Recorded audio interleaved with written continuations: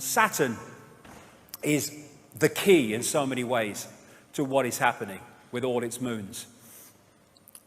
Just a reminder, Saturn may appear to be what it is in the holographic world, but actually, again, it's an information field. It is a consciousness.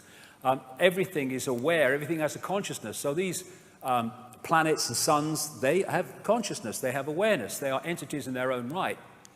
And interestingly, this is an accepted ancient symbol of the sun. And people think, understandably, that it's a symbol of the sun that we know today. But is that symbol more likely to be the sun we know today or the sun we once knew? Saturn. Saturn is the key to understanding so much. It was known as the old sun. It is known in occult as the old sun, the dark sun, and the dark lord, the lord of the rings. And the massive penny dropped for me.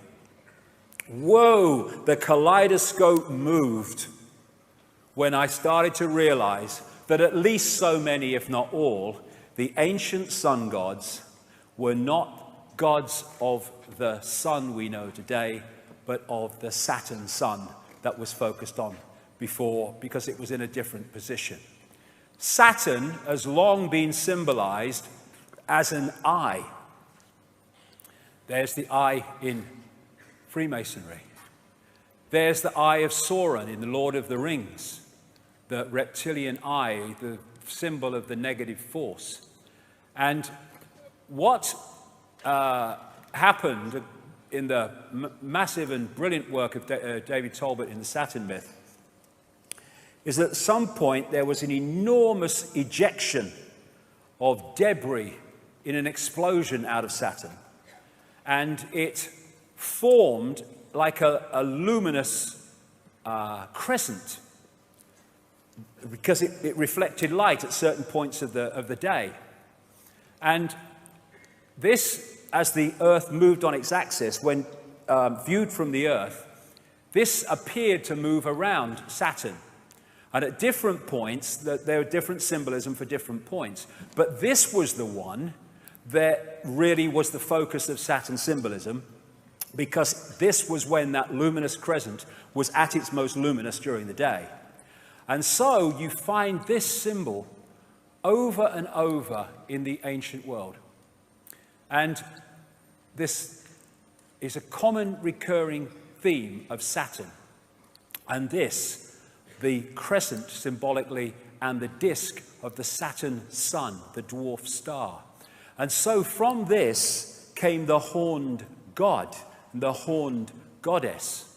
There is Madonna in her Super Bowl performance at halftime, which was so Saturn in its symbolism, it was laughable, including the fiery eye. And in the movie version of The Lord of the Rings, you had the crescent holding the eye of Sauron. In Arabia, or you look at that of the symbol of Islam, the star, the sun, and the crescent. And the Arabian god Sin was symbolized as a crescent. Here you go.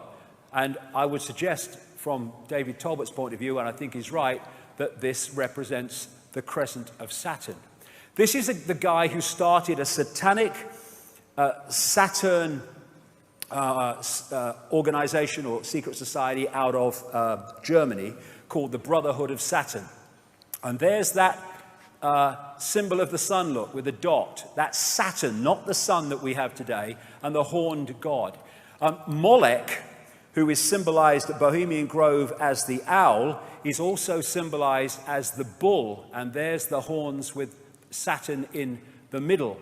And so you have the bull gods of Mesopotamia.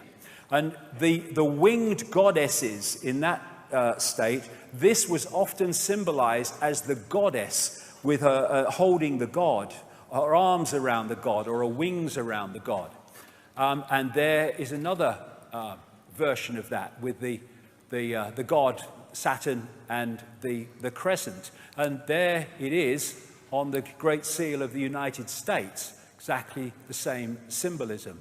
There it is in the Air Force Special Operations Command. There it is in the symbol of the House of Windsor. There it is in the United Nations with the target on the world, very appropriately. There it is in the eagle of Rome. Here it is in Freemasonry. The flying disc of Egypt and other places is Saturn. And thus you have the Rosicrucian order, which connects into this network, using that flying disc symbolism. And so many of these logos carry the same symbolism. And in her Super Bowl performance, Madonna had the flying disc of Saturn. This is another ancient Saturn symbol because at some points, apparently it seemed to give off 4 very distinct lights, which became known as the 4 corners or the 4 rivers or the 4 ways. And so you find it, because of these bloodlines connecting into all these institutions, you find it in the Roman Church, you find it on the mace in the Houses of Parliament, you find it on the crown, you found it in the Celtic cross, and you find it in one of the major secret societies in the network, the House of Malta. It's known as the Maltese cross. It was also symbolized, this Saturn symbol and crescent, as the flying god in his flying boat. This is Horus in his heavenly boat. This is why it's used in the boats used in Freemasonry. This is a Freemasonic building on the Isle of Wight, funnily enough. And that is massive. I'm not saying Annie Lennox knew it was, just let's do this, it'd be a good idea. But that was massively Saturn symbolism when you watched it play out. Then you've got this symbol of the horned god. Again, Saturn, Satan, as it also became known, which is you find with so many politicians. And Pat Robertson, this so-called Christian evangelist, yeah, okay. And talking of horns and horned gods, in astrology, Saturn is connected to Capricorn. And so one of the Saturn symbols is the goat. This again is the great Freemasonic historian Manly P. Hall, who said Pan, the goat god, was a composite creature, the upper part, with the exception of his horns, being human, and the lower part in the form of a goat. The god himself is a symbol of Saturn, because this planet is enthroned in Capricorn, whose emblem is a goat. That is what that is. Baphomet, worshipped by Satanists. It's a symbol of Saturn. And I'm going somewhere with this, because I'm going why they're focused on Saturn. So you have Baphomet, you have Beyonce, the wife of Jay-Z, with this big Baphomet ring, which is performing. You have Baphomet-dressed Lady Gaga, Baphomet-dressed Madonna, and you have Baroness Philippine de Rothschild from the wineries in France with a massive Baphomet necklace. And this is from the front cover of the Saturn myth, with the symbolism described of these lights that went off from Saturn at certain points, with the 4 main ones there. And there it is symbolized on one of these ancient tablets. And in St. Peter's Square, that is a mirror of the way that Saturn symbol looks. And there it is on the thing that he has his biscuit in, there, when he's doing his stuff. Now, this is inside the Mother Lodge of Freemasonry in Great Queen Street. Great Queen was the name of the Babylonian goddess in London, because this will become significant in part 3. This crescent holding the sphere also became symbolized as twin pillars. And so you have Saturn, there's the crescent, being held up by the twin pillars. This is in one of the Freemasonic centers of the world in London. Numerologically, digitally, Saturn is number 8, and this has led to symbolism of Saturn in terms of the spider. Thus you have, in Madonna's Super Bowl performance, the winged disc symbolized with a spider in the center. Now this is fascinating. This is called the magic square of Saturn. And it's also, not by coincidence, the magic square of Freemasonry. And it's magic because of this reason. If you go that way, that way, that way, that way, or that way, or that way, all the numbers in the 3 blocks in line add up to 15. And in numerology, you keep adding numbers until they become a single number. And so 15 in numerological terms is 6. So 666, 666 in all directions. And the black and white squares, for reasons I'll have to go into in detail in a book, because, there's so much to get through today, also relates to Saturn. And so you have them in Freemasonic temples, black and white squares, and you have them in the major cathedrals, like Westminster Abbey and stuff, because of this connection I'm talking about. Now, this is called the sigil of Saturn. And they get this symbol by drawing in the magic square of Saturn from 1 to 2, and then to 3, from 4 to 5 to 6, etc. That's how they get it. Now, you turn that straight up, and that's what that is. It's the sigil of Saturn. And this is a major symbol of Saturn going way back, the six-pointed star. It just so happens to be the very symbol from which we get the name Rothschild, one of the major families in this network, because they used to be called Bauer. They lived in Frankfurt in Germany. But they had this red six-pointed star hexagram on the front of their house, and they changed their name to from Bauer to Red Shield in German, Rothschild, red sign or red shield, Rothschild. So they're named after this very symbol. And it was they that created Israel, not on behalf of Jewish people, on behalf of their bloody agenda that treats Jewish people with as much disdain as any of the rest of us. And so you have their symbol on the flag of Israel. They use the six-pointed star so much in law enforcement. This is on a public building in Toronto, right in the center of the six-pointed star. There's the horned god. There's the sheriff and a medal. There is the six-pointed star representing Saturn on an ancient clay depiction. And there it is on Credo Mutwa's 500 to 1,000-year-old Zulu hand symbol. If you do that on the dollar bill, you get the six-pointed star, and those letters make an anagram of Mason, interestingly.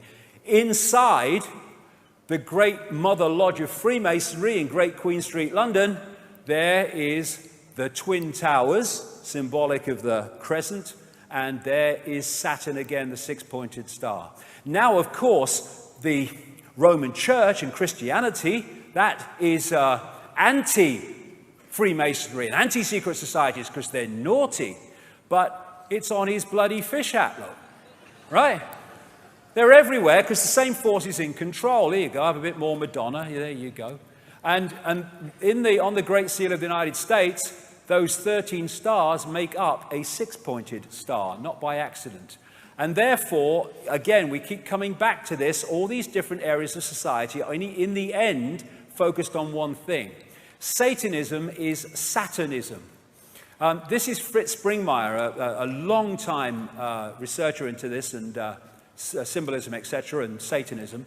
Saturn is an important key to understanding the long heritage this conspiracy has back to antiquity. The city of Rome was originally known as the Saturnia, or City of Saturn. The Roman Catholic Church retains much of Saturn worship in its ritual. Saturn also relates to Lucifer. In various occult dictionaries, Saturn is associated with evil. And this is the remains of the Temple of Saturn in Rome.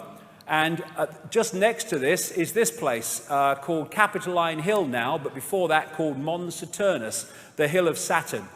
And this is a very symbolically important place to the bloodlines. And this whole thing about the skull and bones, Capitoline Hill comes from caput, meaning dead, because they're supposed to have found a human skull there, and they call it caput, Capitoline Hill. That's why we say kaput when something's dead. And you have the theme in Christianity of Golgotha and Calvary, the place of the skull, hill of the skull. And Capitoline Hill became Capitol Hill when the bloodlines moved in on America. Now, the northern pole of Saturn is a permanent storm which takes the form of a hexagon. And this has been found by the Cassini spacecraft, and I think the Voyager one before that in the early 80s. And the hexagon also is an expression of the hexagram, or of the six-pointed star. because all these different symbols that I'm going to talk about now are different expressions of the same frequency state. So you look at this crop circle from England this year, and it is a hexagon. But a hexagon is a flattened out cube. So when you look at it from another angle, it's a cube. Well, it just so happens that an ancient symbol of Saturn is the cube, especially the black cube. And I would suggest that's what they are. The Kaaba, the focus of worship in Islam, Kaaba means cube. The tefillin, the cube on the head in Judaism. And when people go to worship around the Kaaba, they're told to pray in concentric circles. Remind you of anything? And they're told to walk around it, and their energy can be trawled. And if you focus on something that represents Saturn, Saturn is where the energy goes. In Judaism, they have Solomon's temple. Every syllable of Solomon means the sun. And the Holy of Holies in the so-called Solomon's temple was supposed to be a cube. They talk in Revelation about the New Jerusalem in cube terms. There's these massive cubes that they use. This is outside the one of the banks near Wall Street, near where the protests are. And you see these black cubes and cubes like used by Apple and stuff. Saturn symbolism. In Doctor Who, they had this recent one where the Earth was invaded by black cubes. Star Trek, you had the Borg, who were these cyborg-like, exactly as the are described by the Gnostics of the Archons, and they used to move around in these cubes. If you geometrically represent the cross, then it is a flattened out cube. When you look at the depictions of these people, not Lady Gaga, but others, these religious leaders with the halo, well, that comes from Saturn as well, that halo when that luminous crescent was in that position. Astrologically, that's the symbol of Saturn. And what they symbolized this as was the sickle and the hammer. And when the Rothschilds created the Soviet Union, provable fact if you look at the evidence, they used the symbol of Saturn as the symbol of the Soviet Union. There's that symbol on this guy from the Brotherhood of Saturn. The Jesuits are a major secret society in this global network, and there's the symbol of Saturn in their symbolism very bloody clearly. The snake on the cross also relates to this in some ways. Now, this is going to take us forward here, because the god of Saturn of the Greeks was called Kronos. And Kronos was, because it was the god Saturn, the sickle, the scythe, was represented as holding the scythe, and also he was depicted as the god of time. And he had the beard, the white beard, and he became Old Father Time. That's Kronos, that's the god of Saturn. He also became the Grim Reaper, because Saturn is the planet, I say, son of death. And Kronos became Crown, a symbol of the bloodlines. Kali, a goddess related to Saturn, it was called the Black One, and the goddess of time, depicted with a protruding tongue. There's Madonna again. I mean, she must have the bloody book she works through, this one. The god El, the Hebrew god El, was their god of Saturn. So El and Elohim are demiurge and archons, I would suggest. So we have archangels, Michael, Gabriel, Uriel, Raphael, another name for Jesus, Emmanuel. We have the Gospels, Chapel, elders, elevated to the priesthood, elections where pawns are elected to serve the elite. We have Isis, Ra, El, all names relating to Saturn. Saturn, Kronos, Satan, Black Sun, Dark Lord, they're all the same thing, the expression of this force. And here you have Moloch, that they worship at Bohemian Grove, and he is a god of Saturn, this recurring theme. They also represent Moloch as a bull, as I said earlier, and so you have that as the symbol of Wall Street. And the golden calf in the Bible is Moloch, Saturn. The Greeks talked about Saturn used to eat his own children. And here's the colors of Satanism and the colors of Saturn, black and red, same as the royal protocol. the robes of the judge, the robes of the clergy, the square hats of the universities, the hammer that the judge uses, it's all Saturn symbolism. You see Saturn profusely used in symbolism of the corporate world. And this, well, this earth, wind and fire, they got the bloody set. There's the eye, there's the six-pointed star, there's the step pyramid, there's the winged disc, and there's bloody Saturn. And then, therefore, you look at religions and secret societies and Satanism, they're worshipping Saturn. Then you look astrologically, in other words, energetically. Banking is astrologically ruled by Saturn.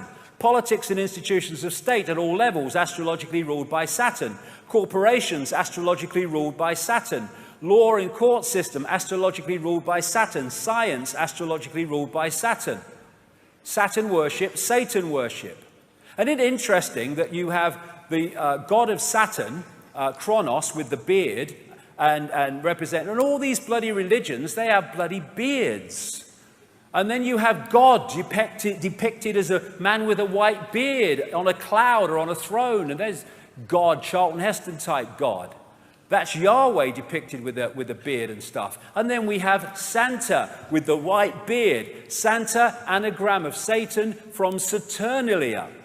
Saturnalia was a festival in Rome where they worshipped the god Saturn, and they gave, it was in the same period to the run-up to our Christmas, and they gave gifts, they decorated trees, and they hung sprigs of bloody holly. So that is Saturn symbolism, a man with a white beard. This is Ancient of Days, a painting by William Blake from, I think, 1794 or something like that. Ancient of Days is an old name for God. And he's depicting God. He was a very deep esoteric thinker and great knowledge, William Blake. And he's depicting God with the white beard. That's Saturn, Kronos. On the GE building in the Rockefeller Center in New York, there's Kronos again. Now, the Freemasons, they call their God the great architect of the universe.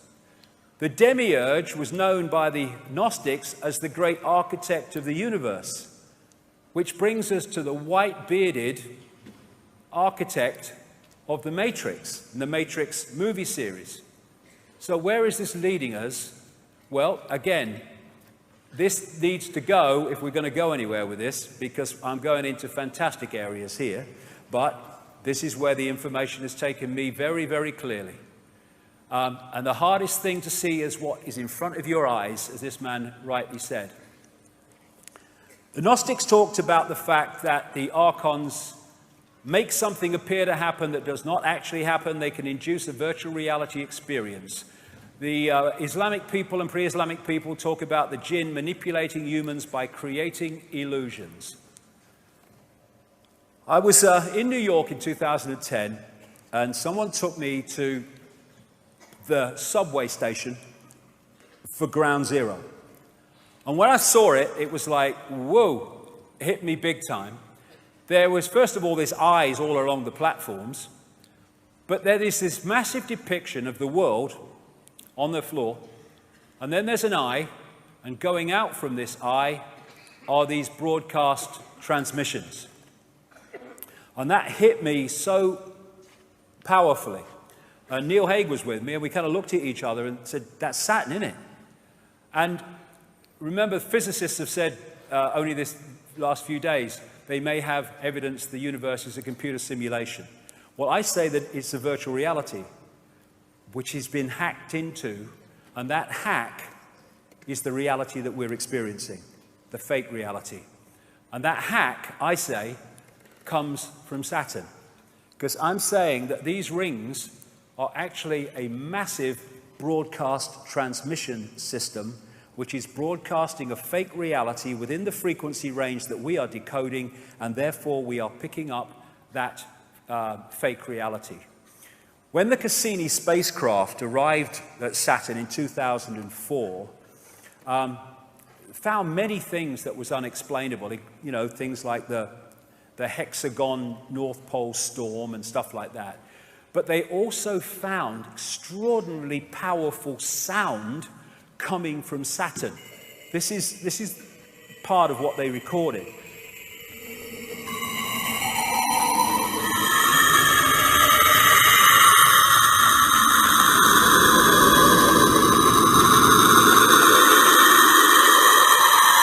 Nice, man. And I got sent this by a sound engineer, works in sound engineering for a living, and it's one of the rings of Saturn, and he said, I see that every day. That's bloody sound. They're sound waves. And this is in cymatics, this is a six-pointed star. And of course we have the hexagon going round and round and round at Saturn's north pole. This is a standing wave created by sound, rings.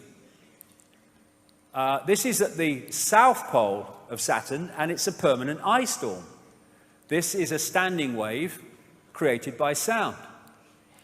And these are symbols created by sound, like cymatics. And a certain frequency created this perfect six-pointed star with the hexagon in the middle and the hexagon there. Therefore, the sound creates the frequency, creates the symbol, and in the same way, the symbol represents the sound and the frequency. The symbols are just holographic representations of vibrational waveform states.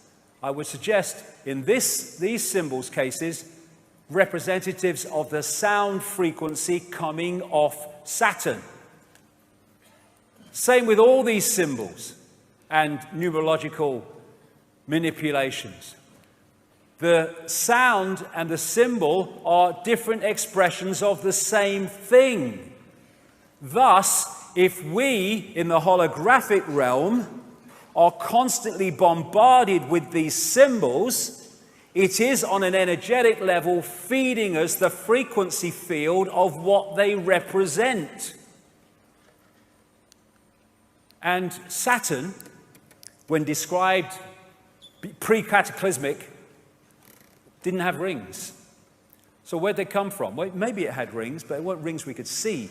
We can see them now. Well, this guy, Norman Bergeron, has he's in his 90s now, I think. He has a long, long history in space research, technological research, going way back. And his life changed when he started studying the pictures that came back from the Voyager 1 and 2 space expeditions to Saturn. They arrived in 1980 and 81. Because when he studied them, he realized there was something very strange about Saturn's rings. And he said this in his book, The Ringmakers of Saturn. Several years ago, a number of folks in the astrology and astronomy and physics world began theorizing that these rings had to be much younger than the universe, perhaps only about 100 million years old. But one pair of pictures shows a change in 5 minutes. An impression is conveyed that the latest reported measurements purport to be the true ones, when in reality, all might quite nearly be correct at the time of observation. General reluctance to accept variable ring system geometry occurs because of apparent failure to identify a physical mechanism suitable for producing recurrent change. In other words, classic mainstream science, if we can't explain it, we'll kid ourselves it doesn't exist. And he also found these in the pictures coming back from Voyager, and the Cassini ones found them too. And he calls them electromagnetic vehicles, and they are massive. Some of them several times bigger than the Earth. But again, we need to move our sense of perception. In terms of size representation, this is the Earth against the size of Saturn. We're not talking the same perception of big in terms of outside of the Earth. And here are some of the other pictures of these electromagnetic vehicles picked up by these NASA craft. Why aren't they all in the papers being talked about? You'd think, what the hell is this? No, nothing. Thanks to Bergeron, we've seen their existence. This is the Hubble telescope. Let's pick one of them up. Look at the size of the bloody thing. And here's a few Cassini spacecraft pictures, still pictures put together. What the hell is that? Exactly what Bergeron was describing from Voyager. And this is the other thing. He found pictures of stuff spewing out of these electromagnetic vehicles into the rings of Saturn and bloody making them or extending them. And what is said to be in the rings of Saturn, I guess thus that's why we can see them, is like ice and stuff.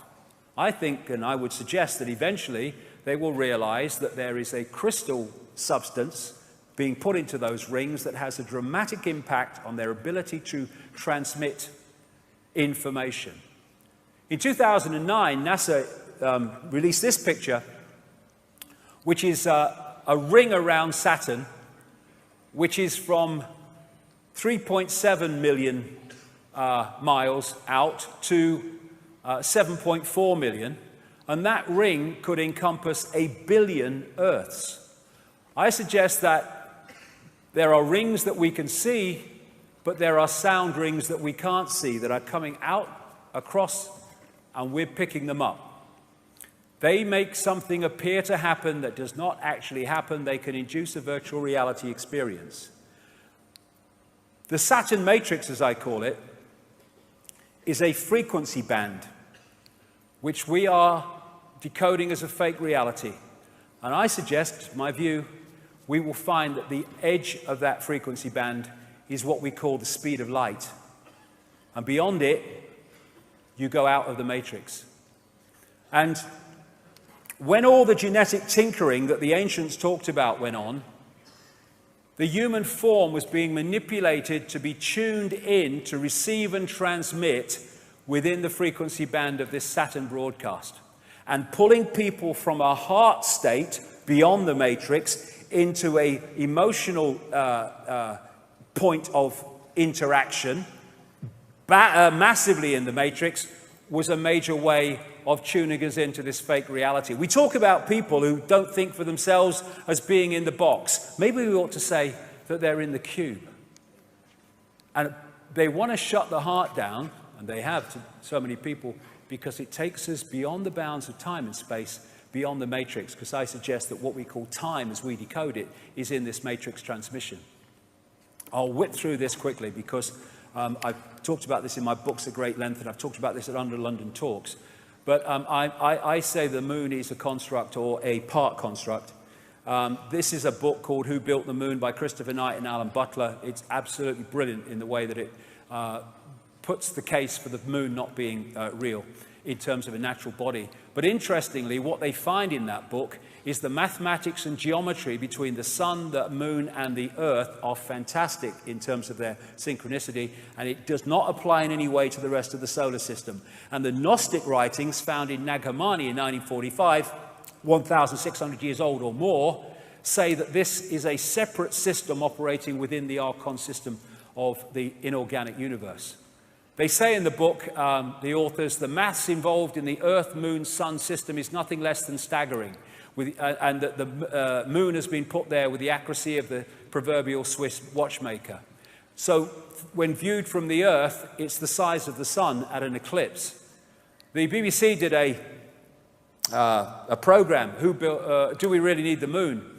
And it said the moon is now in a perfect position to sustain life on Earth in its effect on the Earth, but it's just a coincidence. I think not. We only see the near side of the moon. We don't see the far side of the moon.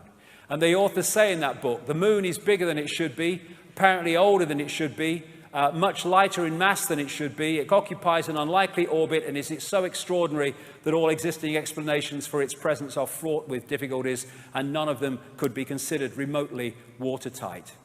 The mainstream theory is that the Earth was hit by a Mars-type planet when it was forming, and a chunk came off and became the moon, called the whack theory. That didn't pan out, so they came up with a double whack theory, where it was hit by the planet, it went away and gave it another smack, and then it became the moon. Now, of course, it doesn't pan out because it's nonsense. They don't know. Why don't they just say it's not a bad thing we don't know? There's lots of things we don't know. The best explanation for the moon is observational error. The moon doesn't exist, said this scientist at the Smithsonian Center for Astrophysics. It's easier to explain the non-existence of the moon than its existence, blah, blah, blah. It goes on. And you know, I'll go through this because I don't want to run over too much time. I'll just mention a few things about the moon. These two scientists from the Soviet Academy of Sciences wrote a detailed article in 1970 headed, "Is the Moon the Creation of an Alien Intelligence?" And they explained in scientific terms why the moon cannot be a natural body, and in doing so explained all the anomalies that, if it is a natural body, cannot be explained. This guy, Sergeant Wolf, talked at the National Press Club a few years ago and told of his experiences on the inside at NASA, where he saw things like alien bases on the moon and stuff like that. And there's all these towers and strange phenomenon, like this blue light called blue gem or blue dome that they can't explain on the moon. And these artifacts on the moon that clearly are not natural. Look at that one. What the bloody hell is that?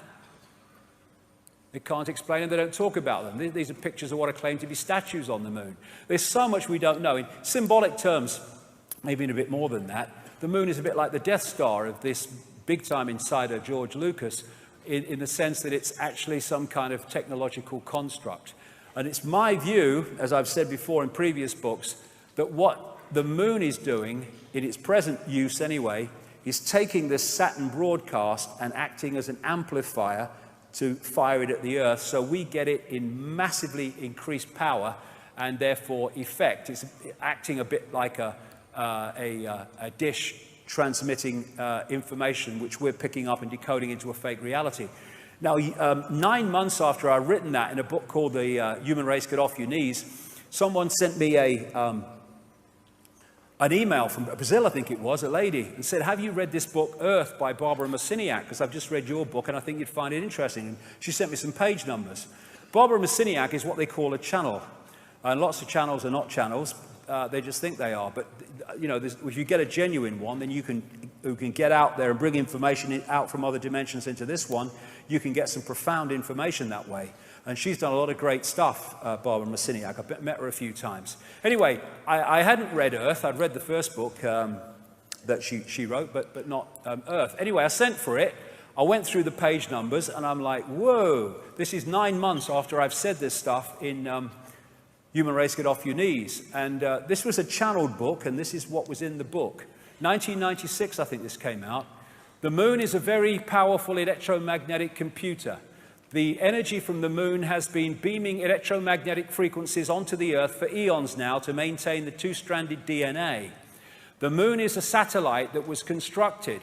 It was anchored outside Earth's atmosphere as a mediating and monitoring device, a supercomputer or eye in the sky.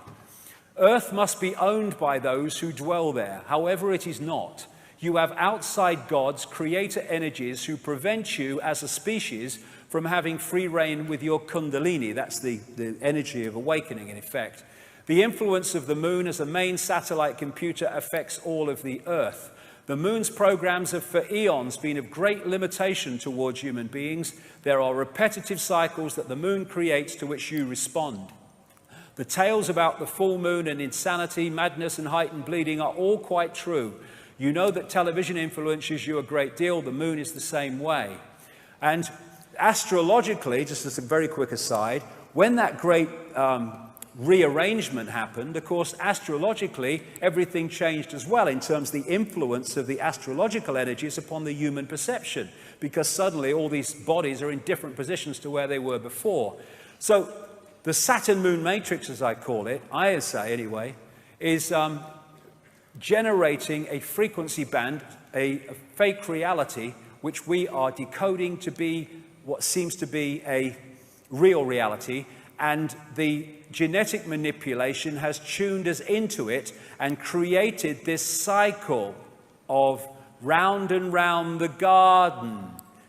It's coming, it's coming, it's coming, as the guy said in the video.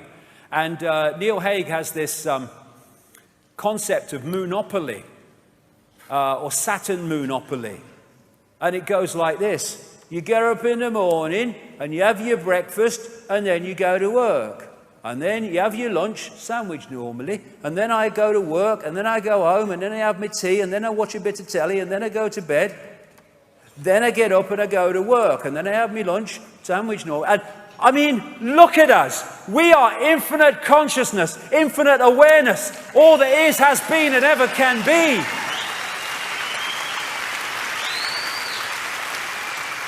Is that all we are capable of? No. But we are locked into these cycles to which we respond. No response. See it as you couldn't see it before. An end to work, buy, consume, die. That's what that is. And this matrix creates a firewall that holds us from seeing further into the energy field and holds us in this tiny frequency band we call visible light. What they've done is taken the universal energy field, the universal construct, and they have hacked into it, and they're feeding a fake reality to us from within that construct. And therefore it's gold. Oh, my life's in a terrible state. I'm just making adjustments to my life. Oh, life's great. And they're all freaking illusions. We're like in this wall. You know those scientists that have been suggesting in the last few days that the universe might be a computer simulation? They actually said, like a prisoner in a pitch black cell, we may never be able to see the walls of our prison. Why? Because they are vibrational walls, and I suggest that they are the speed of light. Which is not the fastest speed. Sorry, Einstein, mate. It's pedestrian. We're talking all possibility, darling. And so when we look into the night sky, are we seeing what's real, or are we seeing a projection? I've talked in I think it was my last book, or the one before that. I had a profound experience as a little boy when I was first taken to the London Planetarium, when I looked and saw the night sky on the roof of the planetarium, and it looked so bloody real. And it's hit me, and it's never left me, that actually when I look at the night sky, that ain't actually what I'm looking at. Firewall. All that we see or seem is just a dream within a bigger dream. Is this the real life? Is this just fantasy? Caught in the landslide, no escape from reality. Open your eyes, look at the skies and see. Is it a sky? Or is it a projection? And so, when we come to the Matrix, and this scene in the Matrix, I call it the Saturn moon matrix, maybe connected to other things we don't know yet. This is so real, and so the world we live in. If you add two words, the Saturn moon matrix is everywhere. It is all around us, even now in this very room. You can see it when you look out your window or you turn on your television. You can feel it when you go to work, when you go to church, when you pay your taxes. It is the world that has been pulled over your eyes to blind you from the truth. What truth? That you are a slave, Neo. Like everyone else, you were born into bondage, born into a prison that you cannot smell or taste or touch, a prison for your mind. Archon world. We live in Archon world. I'm going to bring this down now before we have a break. I'll bring this down into the world that we live in now. This guy, a great cosmologist who knew far more than he was saying or was allowed to say, Carl Sagan, he wrote a book, The Dragons of Eden, in which he talked about the fundamental importance of understanding the reptilian impact of reptilian genetics on human behavior. Because the reptilian brain fundamentally affects human behavior. And I suggest that before the genetic tinkering, either that wasn't there or was nothing like as powerful as it is now. And I came across these books after I was a long way down the line. I came across these books by Carlos Castaneda, in which he was quoting a Central American shaman called Don Juan Matos. And when I read some of the stuff in these books that this shaman had said, it was like, whoa, we talk about confirmation. He talks about the archons and the jinn in exactly the same terms, but he calls them the flyers. But they're the same entities. And this is what he said about them in the books. We have a predator that came from the depths of the cosmos and took over the rule of our lives. Human beings are its prisoners. The predator is our Lord and Master. It has rendered us docile, helpless. If we want to protest, it suppresses our protest.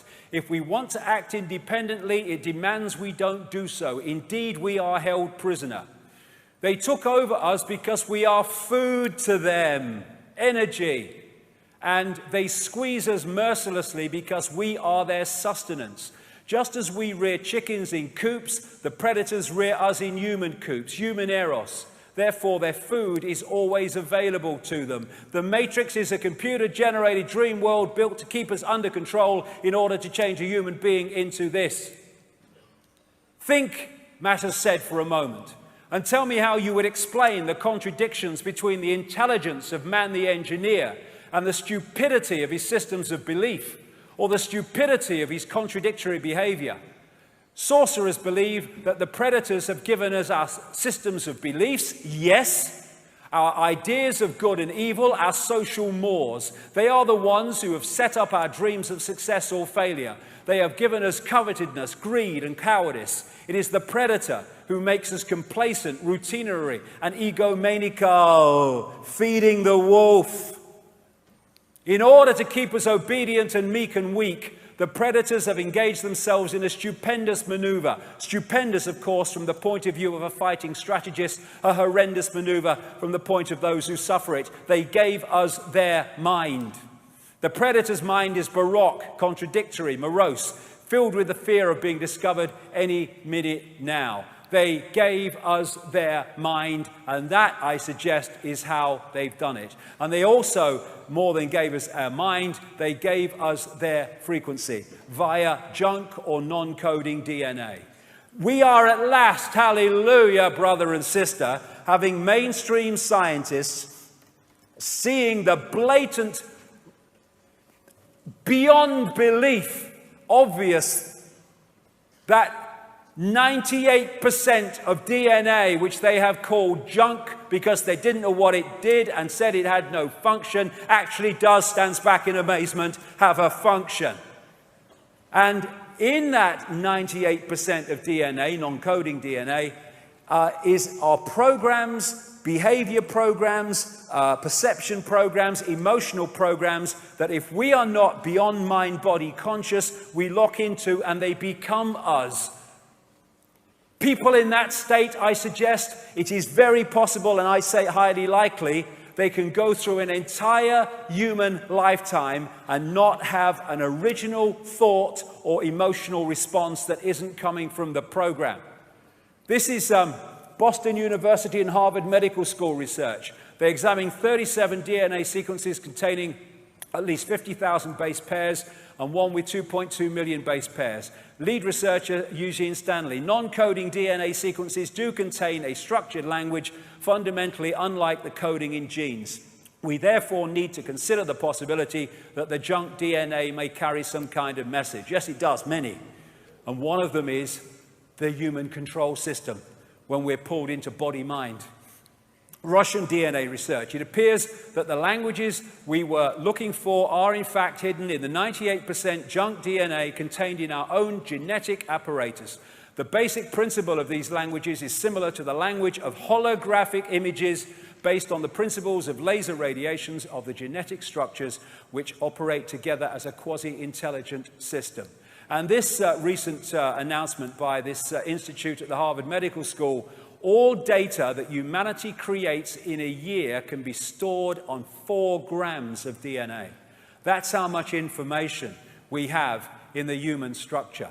And therefore, if you can put emotional programs, emotional response programs into the genetic structure, and then created a society designed to constantly trigger those programs, then you can have a massive, constantly recurring tidal wave of low vibrational emotional energy. And when you, to feed off, and when you go beyond the body, like with Jill Bolte Taylor earlier, or these near-death experiences, what is the common theme when they go beyond the body? I felt calm, at peace, I just was. There was no thought pattern and no human emotion. Because so much of it is coming from the body. It's a program. And when you go into the heart and you go beyond time and space, you stop reacting in the sense of the program, and you stop delivering the food, the sustenance of that which is behind it. I did not judge and did not feel I was judged. I loved being in that painless state of existence. And if you want to feed off human energy, low vibrational, if you've got these programs within the human genetic structure generating that energy, well, you're home and bloody dry. This is the mind that we've been connected to. Why do rules have power over our minds? It's all about rules, because it's all about control.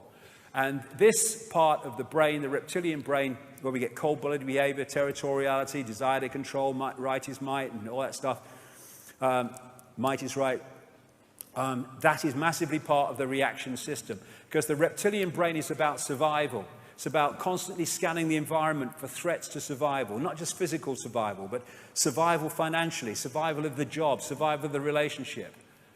Be afraid, be very afraid, because the big bad monster's coming as soon as we've invented him. This is why we're constantly given reasons to be frightened, because that locks us into the reptilian brain and therefore into this collective mind. And Don Juan Matter said, I know that even now, though you never have suffered hunger, you have food anxiety, which is none other than the anxiety of the predator who fears that at any moment now its maneuver is going to be uncovered and food is going to be denied. Through the mind, which after all is their mind, the predators inject into the lives of human beings whatever is convenient for them, and they ensure in this manner a degree of security to act as a buffer against their fear.